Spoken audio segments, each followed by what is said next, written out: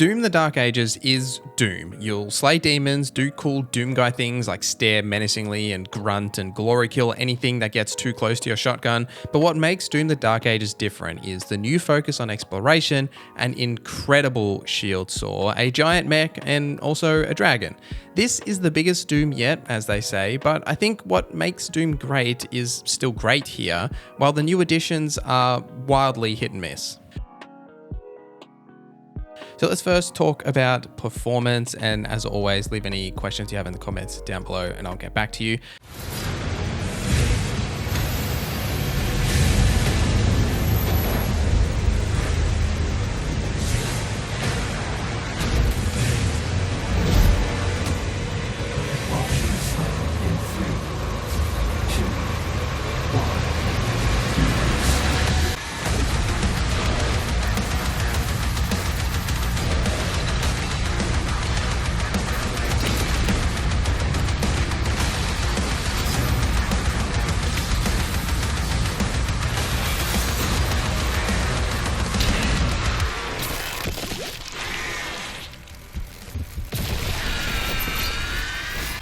That looks entertaining. Oh, yeah. So just a couple of quick things on performance here. I ran the game completely on Ultra using DLS on quality, and for the most part on my 4090 RTX machine, I was sitting at a constant above 60 frame rate. On some of these larger areas like I'm showing now that are much more in depth with the environments and the scale, usually sitting closer to that 60 mark, never really below, but in the much more tighter linear spaces, I was usually sitting around 80 to 90 FPS. Zero major performance issues or concerns here, and that's without the NVIDIA Day 1 patch, though there was a custom driver that they did provide to the reviewers, but I just didn't use it because I couldn't bother downloading it. But I had no performance issues whatsoever, no real FPS drops or anything like that. I would expect console performance to be solid as well, but as always, do check reviews that are using systems the same as yours. All right, let's talk about these new expanded levels.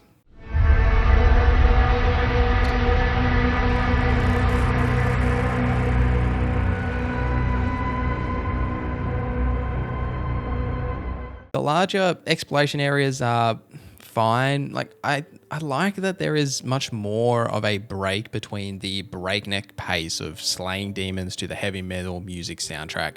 But these secrets, they all get very samey in the long run, especially because there is so many of them. Essentially, you'll come across the typical secret key, locked doors, or you'll need to jump across a ledge or like down a little hatch to get to a secret area, collect a new toy, a codex piece, or some progression items, more on all that progression stuff shortly, and then just go back to like the main mission pathway. I did almost all of these in the 22 chapters here. I've 100%ed all but 2 chapters. One is at 99%, and I don't exactly know why. It seems like I missed a secret area, even though I've collected literally everything in that area. And the other one is at 94% because I missed 2 of the Wraith Stones. And it took me about 20 hours, just over 20 hours, to get to the point that I am at now, having rolled credits. The problem here is that I ended up constantly spamming my map because of some like insane paranoia that I was going to miss these secret areas. As when you bring up the map, you can see how much of that map's collectibles you have actually found, how much of the progression resources, the actual collectibles themselves, the gold, etc. So anytime that I wasn't fighting demons, I was just constantly spamming the map and bringing that up to try and make sure that I actually went to all of these secret areas in fear of missing something. It would be nice if there was some sort of a compass like that actually worked and showed something valuable other than just where the upgrade stations are, or even like a mini map or something that would give you a bit of a hint about where these secret locations are. Is look, I know they're secret, but they are very poorly marked in any way. Like a lot of them are very hard to see because a lot of the environments look exactly the same, and it's sometimes very hard to tell if you have actually been that way yet or if you haven't. So it would have been nice to make that process a little bit easier. I was a little bit disappointed in the complexity of some of these puzzles, especially now that we've got such a cool gameplay tool in the shield. Now, the shield, you'll use it to like activate wenches and push objects around, block projectiles, and do all sorts of things, both in combat and in just like general exploration and puzzles. Now, id Software have developed this great device that could seriously be leveraged to make some cool puzzles, a la, God of War with the Leviathan axe. which is clear that that's where a lot of the shield's inspiration comes from, with the, oh, it's so weighty and like the recoil on it when you like call it back to you. And that feeling is absolutely great. And I like how they use it both in combat and out of combat, but I would have seriously liked some more complex puzzles here. There are a few standouts in the later chapters where the game finally feels like it can let you off the leash a little bit and respects that maybe we could actually make these secret areas and puzzles at least a little bit challenging, considering they're optional.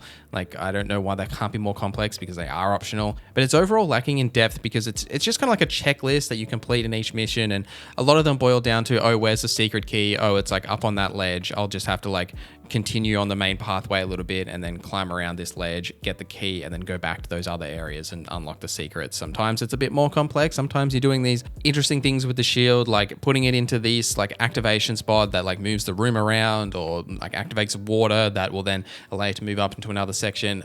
Those sections, absolute standout. Really appreciated their complexity in these larger levels, but there's just very few of these and they only really occur in some of those later missions.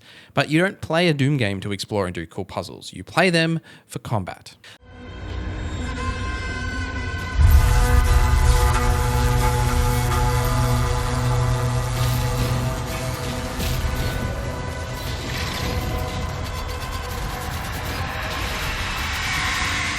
The combat loop in Doom: The Dark Ages is much more intentional about the Doomslayer's movement, your gun choice, and more.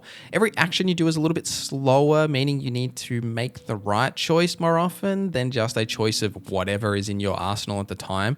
The slower pace is really exemplified by how amazing the shield feels. Now, the shield can block just general projectiles. You can parry green projectiles. You can charge forward with like a shield bash that explodes like fodder enemies. You can also throw it through those fodder enemies and like rip them apart, or you can throw it into the larger enemies and stun them in place. Plus, we can be used in puzzles like I mentioned. Now, the stunning of the larger enemies does actually make some of these encounters a little bit trivial, as when there's, say, a larger, elite enemy that's obviously the larger threat, you can just stun them to prevent them from doing their attacks while the shield is like lodged into them, and then just absolutely melt them with your weapons. However, the overall enemy variety here is maybe the most variety in the modern Doom games, each with their own mechanics that'll force you to deal with all the enemies differently. Like some demons that you have to get up close and personal with in order to block their like very vicious melee attacks, or some enemies that you want to stay far away from and actually parry their projectiles to knock them out of their like invulnerability state. Most of these mechanics boil down to dodging red projectiles, parry the green one, break the enemy armor, rinse repeat, glory kill, etc. But what it does especially well is place these chess pieces differently in each encounter, sometimes with two or more of these like higher threat, more powerful demons that you need to contend with all the fodder around it. And it's a blast trying to deal with that pressure and stay alive and constantly parrying and attacking and dodging and then charging over there to do this.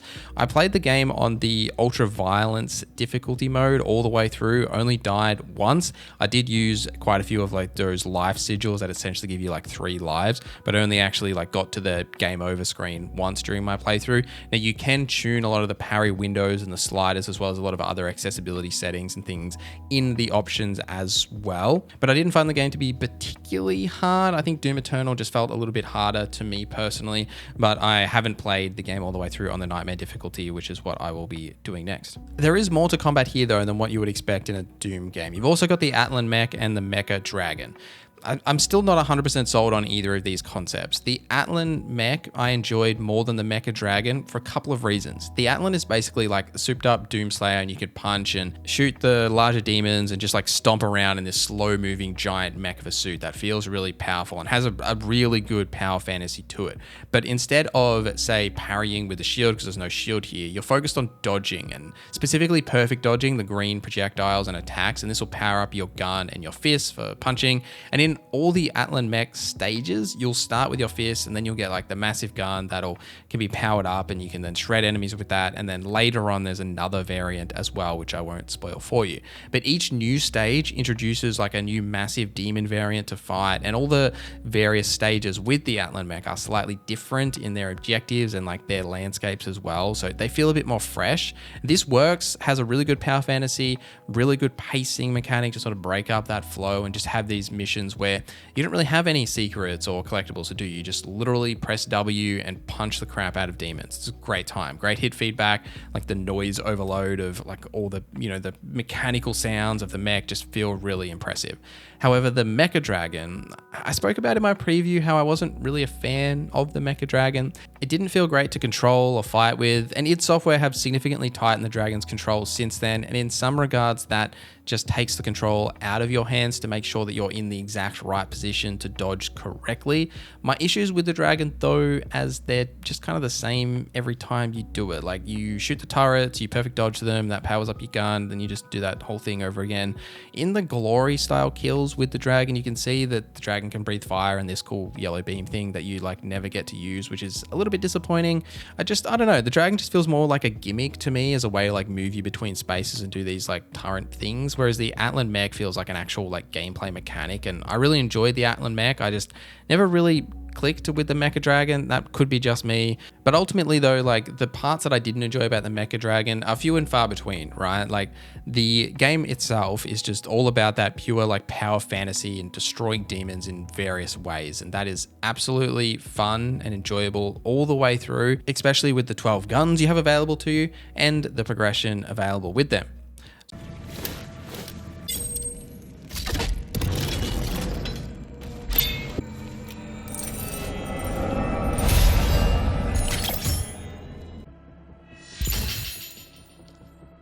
So most of the progression will happen through finding those secret areas we discussed. This will net you gold, which is the basic currency, and then ruby stones and wraith stones. Initial first upgrades of your guns, melee weapons, and your shield sword will require the gold currency. Then you'll need ruby stones to get like that next tier, and then the wraith stones for that third and final tier. Splitting the progression currency into these three things quickly devalues gold by the mid game, and then rubies not long after, because by that point you've already upgraded like your main weapons beyond the point where that currency is useful, which does de-incentivize you from hunting down those currencies beyond just like 100%ing the levels. The positive though is that each weapon has tangible upgrades that affect its playstyle, with some A or B choices here that will change the way the weapon operates.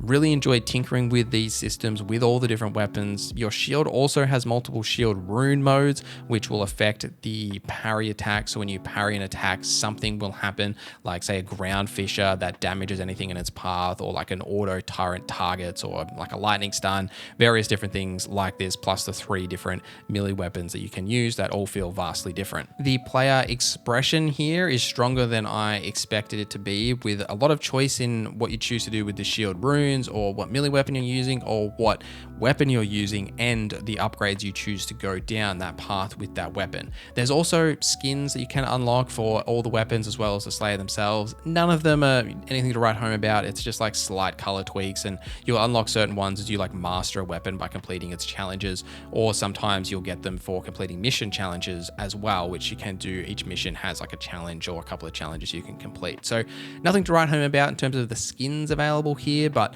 the progression itself, other than the lack of value that these currencies kind of feel like towards the end of the game, it is very exciting to actually upgrade the weapons and see how these changes actually affect your playstyle throughout the story.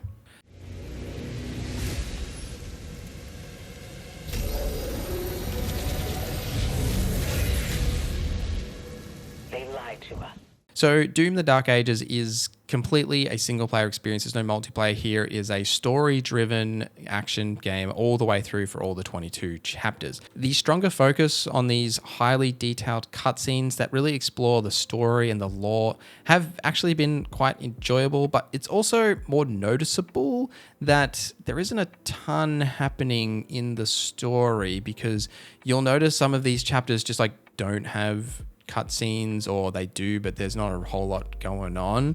And especially in that middle act of the story here, like the middle act of the game is very much just like busy work to like pad out the game's length, as you basically just go from chapter to chapter, not really doing anything in terms of like overall grand story. And then it's very clear when that story goes, all right, we've got to start wrapping up, and things really start hitting the fan. And I actually did quite enjoy the story here, and it's not really Like, I don't know anyone that specifically goes to play like a Doom game for the story. I'm sure there are people out there. I personally know like nothing about the overall lore of the Doom games beyond the basic stuff, but there are some winks and nods to other modern Doom game characters if you're really into the Doom lore and are looking for that stuff. But overall, it's a solid shooter story about an invincible mythological dude slaying every demon in sight.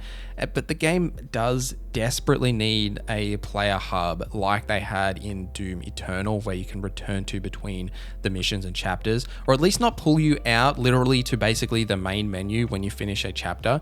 It completely halts the pacing and like pulls you out of the experience as you've just done like this massive, epic, cool boss fight, and then you have this cool, interesting cutscene, and then it just splashes you up to see like all the chapter stuff, and then you're just like sitting on basically the chapter select screen, and it just pulls you out of the experience a little bit. Like whenever I hit that chapter select screen, I was like, oh, what time is it? Like, what do I need to do? I'll check my phone and get distracted scrolling for 20 minutes. It's very unimmersive, and it pulls you out of that experience. The Slayer even has like a chamber where people come and talk to him a couple of times in these cutscenes. It just would have been nice to stay in that game world between the chapters, I just don't appreciate the way that it pulls you out sometimes. The music discussion as well is going to be an interesting point. Now, the music here is good. I wouldn't say it's as great as like a Doom 2016 or even some of Eternal's tracks. It's completely fine. I never felt that same feeling I did when I was originally playing Doom 16, where I was like, whoa, what track is this?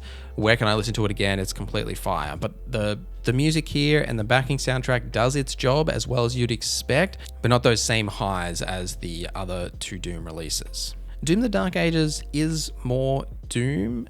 It's a deeper Doom experience, it's a longer Doom experience, and it's got more things for you to do while you're in that game. And if you know that you like Doom, you're going to love this game. If you haven't played a Doom game before, this is one that I would recommend to jump into because of the slower pace compared to, say, a Doom Eternal, and just like how good that shield feels, as well as breaking up some of that pacing of just fighting demons. If you aren't used to that, you might vibe with this Doom more than the others because you've got those quieter moments when you can just wander around and explore. But ultimately though, Doom: The Dark Ages is fantastic, it's fun, it's enjoyable, it's a great slaying romp through hell and beyond that I do recommend to you. But let me know any thoughts you have on the game in the comments down below. Let me know any questions you have.